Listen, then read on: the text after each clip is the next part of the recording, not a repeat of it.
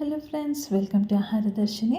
ಇವತ್ತು ಒಂದು ಹೆಲ್ದಿಯಾಗಿರೋಂಥ ರೆಸಿಪಿ ನೋಡೋಣ. ಸೊಪ್ಪು ಮತ್ತು ಹೆಸರು ಬೇಳೆ ಯೂಸ್ ಮಾಡಿರೋಂಥ ಒಂದು ಪಲ್ಯ ತುಂಬ ಟೇಸ್ಟಿಯಾಗಿರುತ್ತೆ ಮತ್ತು ಹೆಲ್ದಿ ಕೂಡ. ಬನ್ನಿ ಹೇಗೆ ಮಾಡೋದು ಅಂತ ನೋಡೋಣ. ಮೊದಲಿಗೆ ನಾನಿಲ್ಲಿ ಸೊಪ್ಪು ತೊಗೊಂಡಿದ್ದೀನಿ. ಪಲ್ಯಕ್ಕೆ ಆಗುವಂಥ ಯಾವುದಾದ್ರೂ ಸೊಪ್ಪು ಬೇಕಾದರೂ ತೊಗೋಬೋದು. ಈಗ ಈ ಸೊಪ್ಪನ್ನು ಚೆನ್ನಾಗಿ ತೊಳೆದು ಇದನ್ನು ಕಟ್ ಮಾಡ್ಕೋಬೇಕು ಸಣ್ಣದಾಗಿ.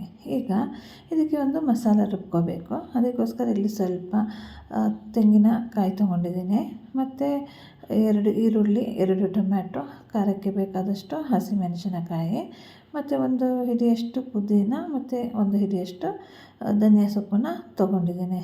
ಇದನ್ನೆಲ್ಲ ಹಾಕಿ ಗ್ರೈಂಡ್ ಮಾಡ್ಕೋಬೇಕು.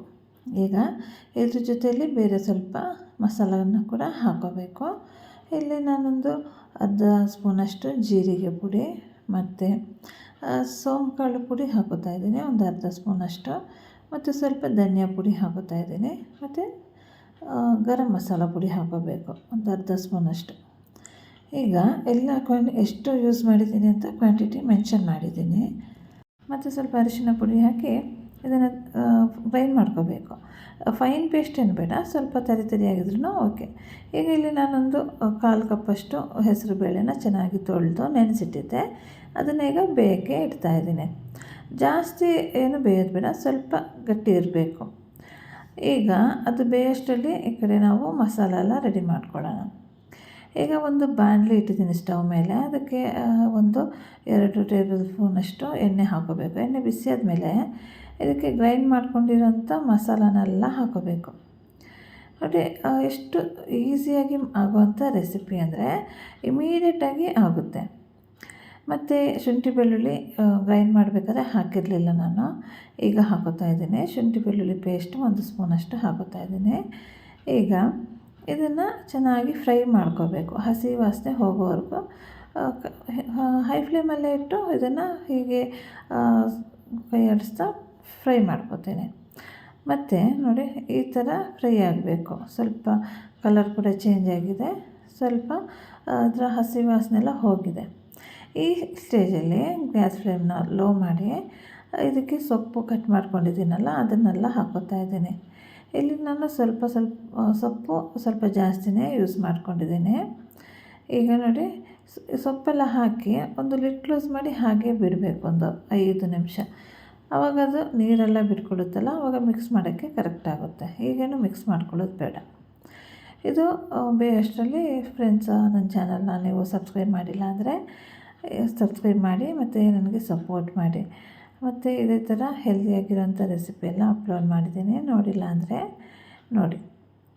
ಈಗ ಲಿಡ್ ಕ್ಲೋಸ್ ಮಾಡಿ ಒಂದು 5 ನಿಮಿಷ ಆದಮೇಲೆ ನೋಡಿ, ಲಿಡ್ ಓಪನ್ ಮಾಡ್ತೀನಿ. ಸೊಪ್ಪೆಲ್ಲ ಸ್ವಲ್ಪ ಬೆಂದಿರುತ್ತೆ ನೋಡಿ. ಈಗ ಇದನ್ನು ಮಿಕ್ಸ್ ಮಾಡ್ಕೊಳ್ಳೋಕ್ಕೆ ಈಸಿ ಆಗುತ್ತೆ. ಈಗ ಇದನ್ನು ಮಿಕ್ಸ್ ಮಾಡ್ಕೋಬೇಕು. ಆ ಕಡೆ ಹೆಸರುಬೇಳೆ ಕೂಡ ಬೇಯ್ತಾ ಇದೆ. ಅದನ್ನು ಒಂದು ಲೋ ಫ್ಲೇಮಲ್ಲಿ ಹಾಗೆ ಬೇಯೋಕ್ಕೆ ಇಟ್ಟಿದ್ದೇನೆ. ಈಗ ಇದನ್ನು ಚೆನ್ನಾಗಿ ಮಿಕ್ಸ್ ಮಾಡ್ಕೋಬೇಕು ಸೊಪ್ಪನ್ನೆಲ್ಲ. ಈ ನೀರೇನು ಹಾಕೋದು ಬೇಡ, ಮತ್ತು ಉಪ್ಪು ಕೂಡ ಅಷ್ಟೇ, ಈಗೇನು ಹಾಕೋದು ಬೇಡ, ಲಾಸ್ಟಲ್ಲಿ ಹಾಕೋಬೋದು. ಈಗ ನೋಡಿ, ಚೆನ್ನಾಗಿ ಸೊಪ್ಪೆಲ್ಲ ಮಿಕ್ಸ್ ಮಾಡ್ಕೋತಾ ಇದ್ದೀನಿ. ಈ ರೆಸಿಪಿ ರೊಟ್ಟಿಗೆ ಮತ್ತು ಚಪಾತಿಗೆಲ್ಲ ತುಂಬ ಚೆನ್ನಾಗಾಗುತ್ತೆ. ಮತ್ತು ಮಕ್ಕಳು ಸೊಪ್ಪೆಲ್ಲ ತಿನ್ನಲ್ಲ, ಆವಾಗ ಈ ಥರ ಒಂದು ಮಾಡಿಕೊಟ್ರೆ ಟೇಸ್ಟ್ ಕೂಡ ಚೆನ್ನಾಗಿರುತ್ತಲ್ಲ, ತಿಂತಾರೆ. ಮತ್ತು ಲಂಚ್ ಬಾಕ್ಸಿಗೆಲ್ಲ ಹಾಕ್ಕೊಡ್ಬೋದು ಚಪಾತಿ ಜೊತೆಯಲ್ಲಿ, ರೊಟ್ಟಿ ಜೊತೆಯಲ್ಲಿ. ಈಗ ನೋಡಿ, ಇಲ್ಲಿ ನಾನು ಹೆಸರುಬೇಳೆ ಬೇಯಕ್ಕಿಟ್ಟಿದ್ನಲ್ಲ ನೋಡಿ, ಈ ಥರ ಬೆಂದರೆ ಸಾಕಾಗುತ್ತೆ. ಫುಲ್ಲು ಮ್ಯಾಶ್ ಆಗೋಕ್ಕೆ ಬೇಯಿಸ್ಕೊಳ್ಳೋದೇನು ಬೇಡ. ಈಗ ಹೆಸರುಬೇಳೆ ಬೆಂದಿದ್ದೆಲ್ಲ ಅದನ್ನು ಕೂಡ ಹಾಕೋತಾ ಇದ್ದೀನಿ. ಇದಕ್ಕೆ ಹೆಸರುಬೇಳೆ ಎಲ್ಲ ಹಾಕಿರ್ತೀವಲ್ಲ, ಟೇಸ್ಟ್ ಒಂದು ಡಿಫ್ರೆಂಟಾಗಿ ಚೆನ್ನಾಗಿರುತ್ತೆ. ಈಗ ಇದನ್ನೆಲ್ಲ ಮಿಕ್ಸ್ ಮಾಡ್ಕೋಬೇಕು. ನೋಡಿ, ಎಷ್ಟು ಇಮಿಡಿಯೇಟಾಗಿ ಆಗೋಯಿತು ಅಂತ ಪಲ್ಯ. ಈಗ ಇದನ್ನು ಮಿಕ್ಸ್ ಮಾಡಿ ಇದಕ್ಕೆ ಒಂದು ಲಿಡ್ ಕ್ಲೋಸ್ ಮಾಡಿ ಮತ್ತೆ ಒಂದು 2 ಮಿನಿಟ್ಸ್ ಹಾಗೆ ಬಿಡಬೇಕು. ಯಾಕಂದರೆ ಸ್ವಲ್ಪ ಸೊಪ್ಪೆಲ್ಲ ಚೆನ್ನಾಗಿ ಬೇಯಲಿ, ಆವಾಗ ಚೆನ್ನಾಗಾಗುತ್ತೆ. ಈಗಂತೂ ಮಿಕ್ಸ್ ಕೊಟ್ಟು ಹಾಗೇ ಒಂದು ಕೈ ಆಡಿಸ್ಕೊತಾ ಒಂದು 2 ನಿಮಿಷ ಹಾಗೆ ಬೇಯಿಸ್ಕೋಬೇಕು. 1-2 ನಿಮಿಷ ಆದಮೇಲೆ ನೋಡಿ, ಚೆನ್ನಾಗಿ ಬೆಂದಿದೆ. ಲಾಸ್ಟಲ್ಲಿ ಉಪ್ಪು ಹಾಕೋತಾ ಇದ್ದೀನಿ. ಒಂದು ಅರ್ಧ ಟೀ ಸ್ಪೂನಷ್ಟು ಉಪ್ಪನ್ನು ಹಾಕ್ಕೋಬೇಕು. ಈಗ ಉಪ್ಪು ಹಾಕಿ ಚೆನ್ನಾಗಿ ಮಿಕ್ಸ್ ಮಾಡಬೇಕು. ಮಿಕ್ಸ್ ಮಾಡಿ ನಂತರ ನೋಡಿ ಉಪ್ಪೆಲ್ಲ ಖಾರ ಎಲ್ಲ ಕರೆಕ್ಟಾಗಿದೆಯಾ ಅಂತ. ನಂತರ ಇದನ್ನು ಸರ್ವ್ ಮಾಡ್ಬೋದು. ತುಂಬ ಈಸಿಯಾಗಿ ಇಮಿಡಿಯೇಟಾಗಿ ಆಗುವಂಥ ಒಂದು ಪಲ್ಯ.